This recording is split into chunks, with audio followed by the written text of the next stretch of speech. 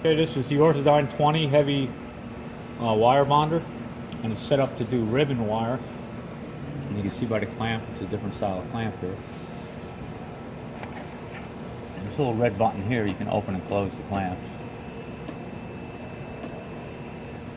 And I just want to point out that I'm using a 1x5 mil ribbon wire on a 2-inch spool. It's fed down through this metal tube here, and then through the transducer, and then through the clamps here.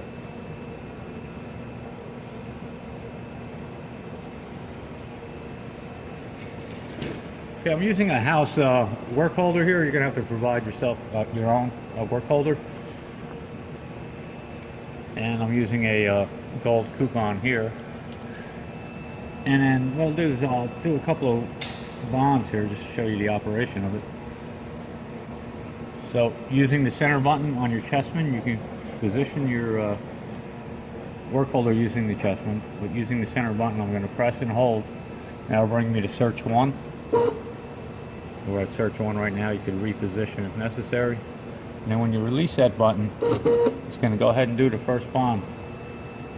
And now it's up at loop height. And you can see there's some wire there. And it's going to step back, search 2, and then we'll do our second bond. Again, search 1, bond, press, that's search 2. You can adjust your search heights by these two knobs on the top here. The one on the right is for the second search.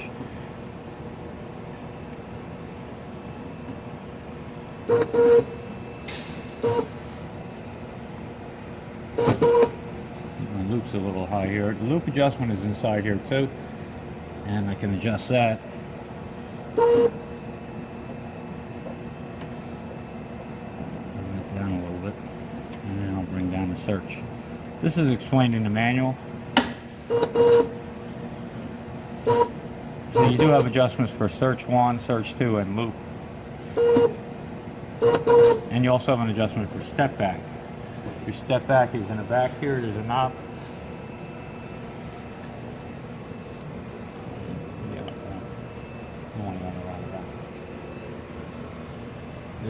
This adjustment knob is for your step back.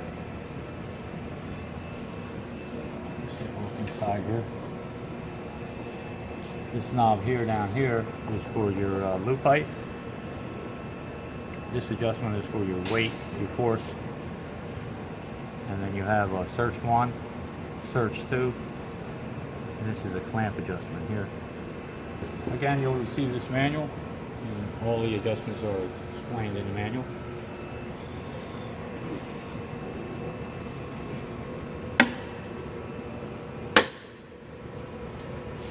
Over here on the right hand side you have your ultrasonic generator, and you have your settings for bond 1 and bond 2, and you can always do a test.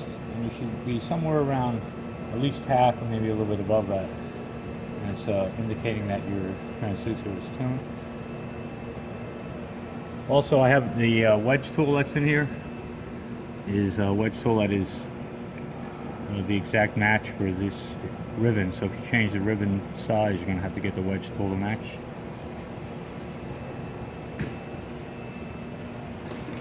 Also over here you have a light on and off switch, and a power on and off switch.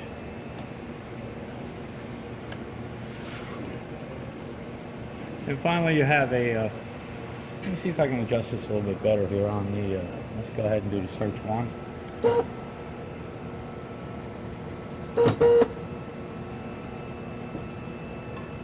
I'm going to adjust that loop down a little bit. As you can see, I'll bring the loop height down.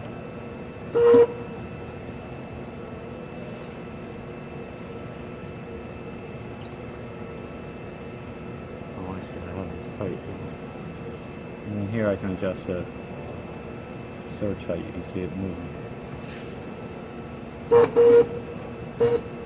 Search 1, bond, we're at loop.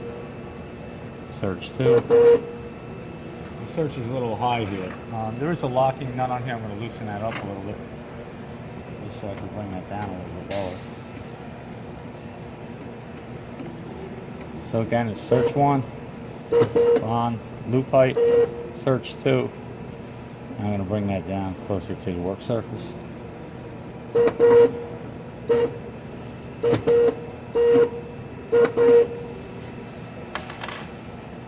Okay, and then finally you have a foot switch on the bottom, and that's for when you want to do stitching. And the way to do that is you need to press and hold the foot switch down. Go ahead and make your first bond. And then you have to step back. Keep pressing the button, and as you can see, we're in stitch mode until I release the foot switch. It'll do your last stitch, and now you're at bond 2.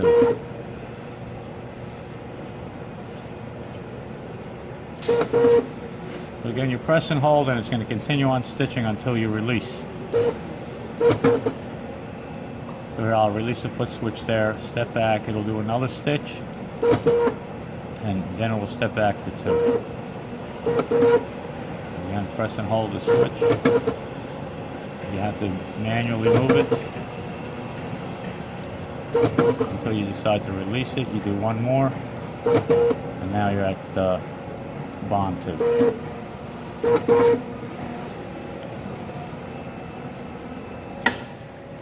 Okay, again, this manual explains all the necessary adjustments and how to operate the machine and any other questions you may have about it. I'll explain in the manual, and you'll receive a copy of this. One final thing here, you do have a capability of putting on a 4-inch spool of wire. And would you go right here, and you take the cap off.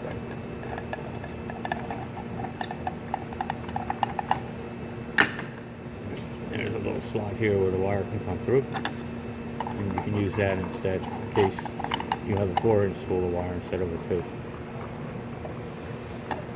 And in order to feed the wire to the clamps, I found that if you can push this back, and it will kind of stay in position here, and at that point you can open it up. And what you would do is go ahead and feed your wedge tool and then position the wire in the clamp.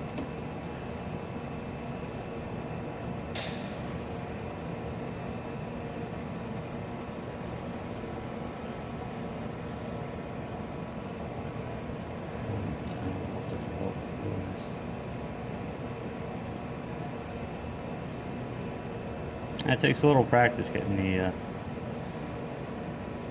there you go. Okay, now it's through the tool.